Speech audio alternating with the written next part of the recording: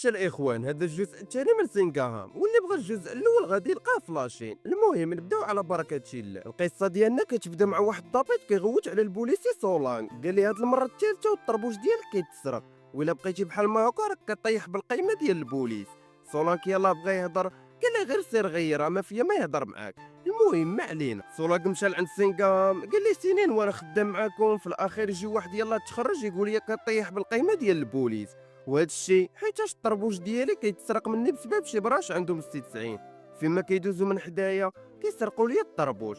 سينغهام قال لي هاد القضيه ضربه على حسابي، وفي الليل نتلاقاو. وفي الليل سولان كان واقف كما العاده وهما يدوزوا البراش وخداو ليه الطربوش، وهنايا خرج لهم سينغهام وهز واحد من فوق الموطور وغادي يضرب حبهم على الارض. البوليس الاخرين كانوا دايرين البراج وقفوا البراش وقالوا لهم دابا جبدوا البيرمي ولا كارت ديالكم ولا غادي تمشيو تضربوا العدس.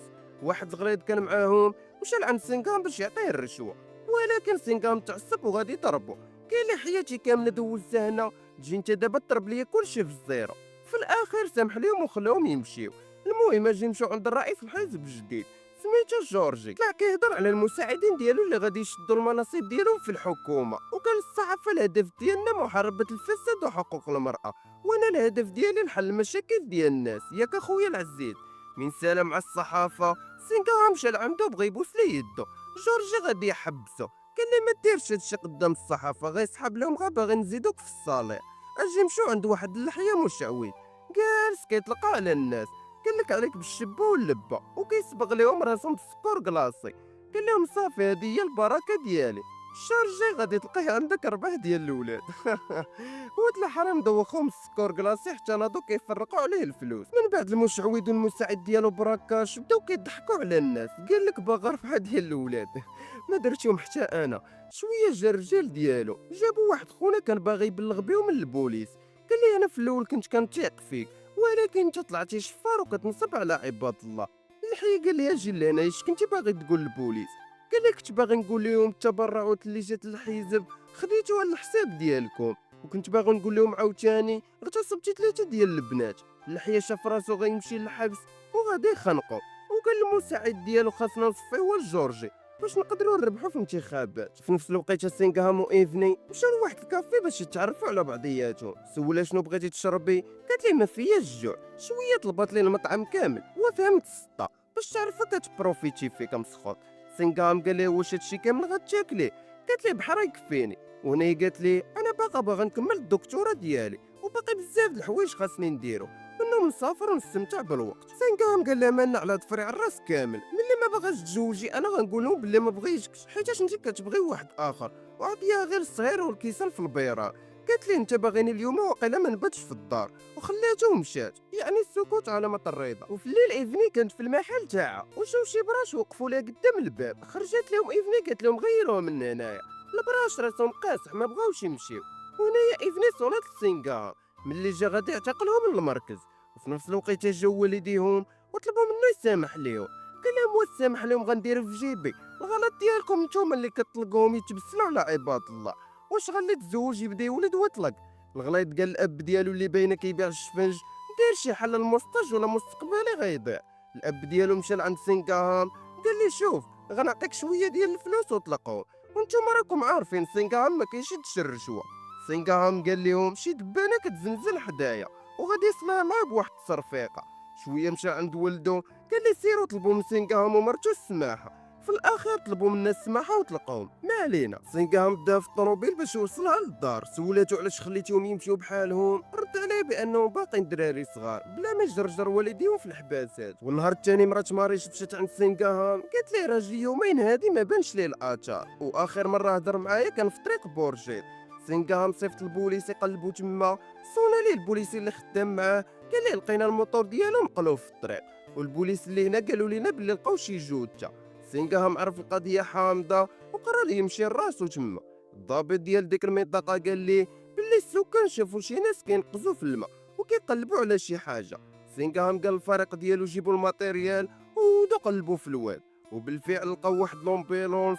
وهنايا سينغهام تصدم ملي شاف الجثه نتاع صاحبو ماريش، وقلبوا الكوفر ولقاو العاقه ديال بصح اللي تقدر تعيشك حياتك كامله. ومن بعد وصلت واحد الصحفيه سميتها ميرا، نشرت الاخبار وقالت لهم بلي هذه لومبيلونس ديال داك المشعوذ واللي كان صايقها من البوليس ديال سينغهام. لومبيلونس كانت عامره بالفلوس، يعني سينغهام خدام مع المشعوذ.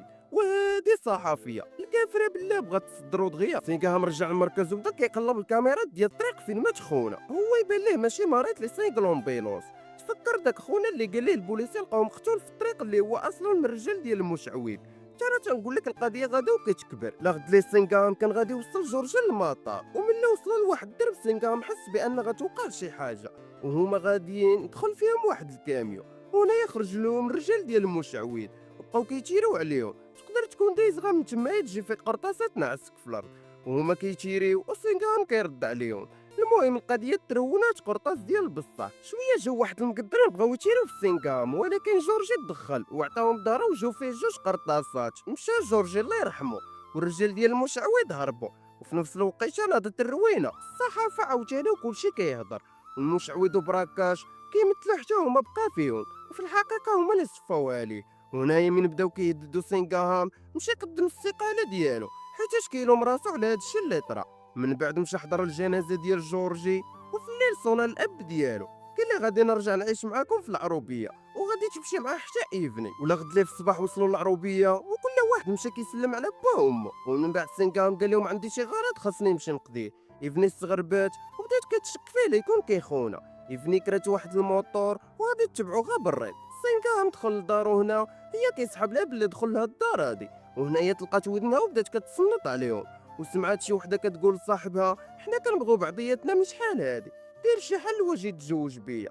ايفني ملي سمعت هاد الهضره كيسحب ليها سينغهام وغادي يبرد ليها الماء في الركابي. ولا غتلاقات قالت لعائلته بلي سينغهام كيخونا. وفي نفس الوقيته كانوا هاد الجوج عاطيين ليك الحب والغرام. وايفني بقات كتدق عليهم. اختنا في الله خبات صاحبها من ورا الخاميه كيسحب ليها الام ديالها. وهنايا حلت ليهم. ايفني قالت لها فين خبيتي، يلا خرج وريني وجهك.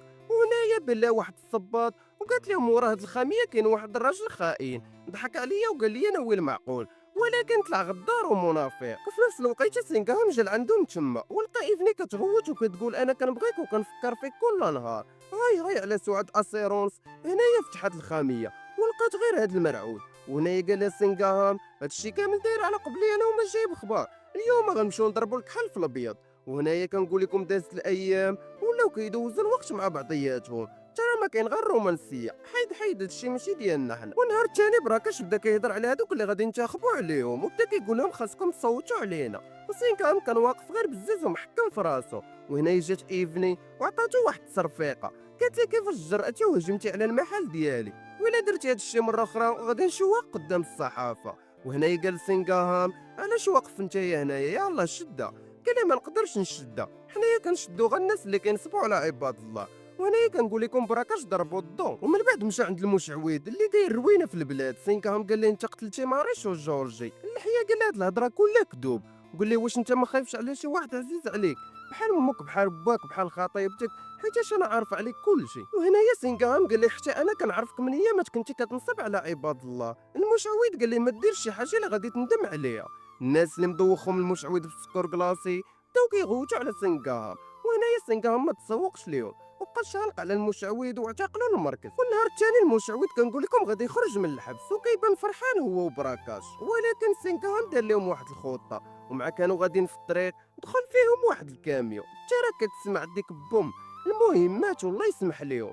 وحتى لهنا كيكون سال الفيلم ديالنا. نتمنى يكون عجبكم وما تنساوش ديروا معكم شي لايك وشي كومونتير زوين بحالكم وتشتركوا في القناه باش يوصلكم الجديد. يلا نتلاقاو في الفيلم الجاي.